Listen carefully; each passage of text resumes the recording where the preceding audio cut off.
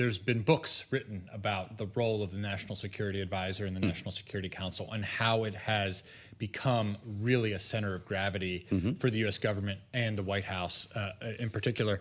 And part of that is because, you know, the U.S. is, and I'm leaning on my national security background here, you know, the U.S. has been involved or is involved in more, you know, countries, more continents, more, its military is every day active around the globe.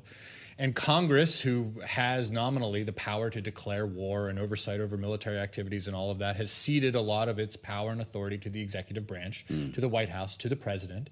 And the National Security Advisor has become a much more important role over the last several decades because of that. And one of the things that we've seen in the last two presidential administrations, starting with Trump 1, going to Biden, now with Trump 2.0, is the role of the National Security Advisor encompasses not only traditional things like military activities and strikes against the Houthis, which is kind of where the Signalgate thing comes in, but also export controls on semiconductors to China, whether or not the U.S. is going to allow big asset managers to invest in China, all sorts of economic deals and agreements and things like that, like the Ukraine minerals deal. All of that stuff now runs through the White House, runs through the National Security Council. So yeah, Mike Waltz was an important person. He had an important position, and he has a lot of credibility. He was a former Green Beret, great military career, was very active on these issues on Capitol Hill, well respected, and now, according to our reporting and the reporting of others, he's out. And so what does that mean for the Trump administration? Does this tell us anything about the trajectory of where foreign policy is going to go? Uncertain at this point, but you know, Marco Rubio, another sort of well-respected former lawmaker, now Secretary of State, is hanging on and by all accounts doing well in that position.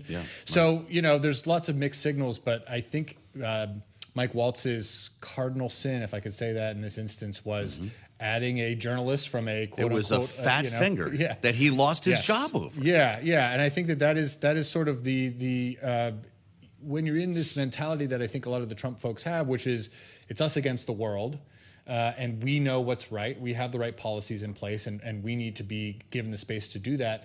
When you allow in somebody from maybe the enemy camp, that doesn't look so good. And so that's, you know, that is something that is, I think, was his ultimate undoing here. So there'll be questions about short lists and replacing him. It won't require confirmation. So Donald Trump at some point will walk into the briefing room or get on Truth Social and give us a name. Yeah, I mean, I think that, you know, certainly there have been some names thrown around. I don't want to get, you know, too much into that because it's such an active situation.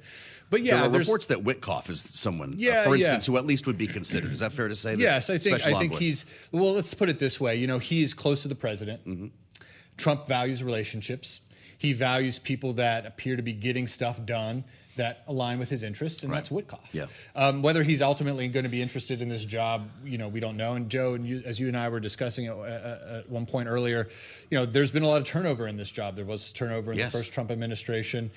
Jake Sullivan made it all 4 years with Imagine Biden, that. right? Which is like a long time to go. But, you know, part of the reason is it's not subject to Senate confirmation. So that kind of eases some of the burden on Trump in terms of who he's going to pick.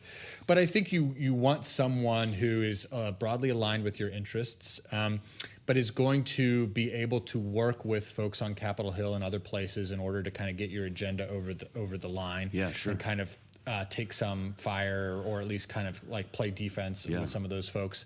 And Waltz was the perfect person for that. And so who are they going to go to next? Are they going to pick somebody who's more in line with kind of the Make America Great Again, America First policy? Or are they going to try to do somebody who's a little bit more traditional, more, you know, typical Republican? You know, I think that's kind of the parlor game in Washington, and that's what we're all going to be watching.